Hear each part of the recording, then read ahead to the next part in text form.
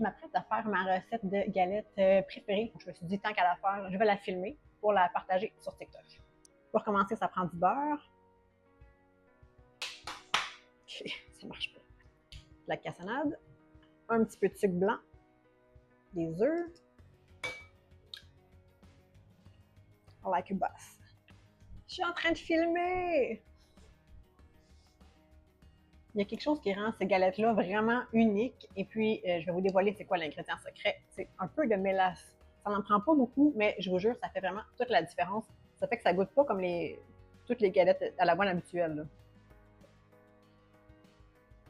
Ça coule vite. Donc ça, c'est les ingrédients humides. Je vais commencer par les brasser, puis après, je vais rajouter les ingrédients secs.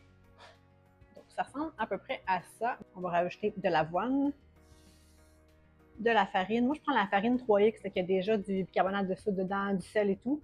Mais je vais quand même mettre les ingrédients complets dans la description. Un petit peu de cannelle. Je fais une confession, là, moi, quand je fais des galettes ou des biscuits, puis qu'on doit mettre des pépites de chocolat dedans, je mesure jamais.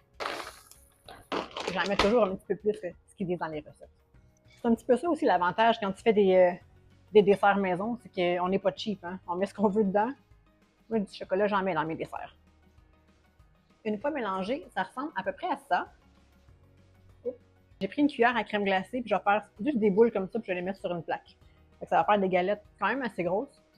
On peut aussi les faire avec une vraie cuillère pour biscuits, mais ça me tentait de les faire un petit peu plus grosses aujourd'hui, donc je vais avec ça. Ça ressemble à ça une fois sorti du four, là, évidemment, ils sont encore chauds. Mais waouh! Si vous faites les mêmes quantités que moi, et que vous prenez une cuillère à crème glacée là, pour faire les galettes, ça vous en donne exactement 20. Mais vous pouvez, là, comme je disais, les faire un peu plus petites puis vous en aurez plus. Mais vraiment, là, ça vaut tellement la peine. C'est la meilleure recette au monde. J'ai pas de mots. Faut vous l'essayer.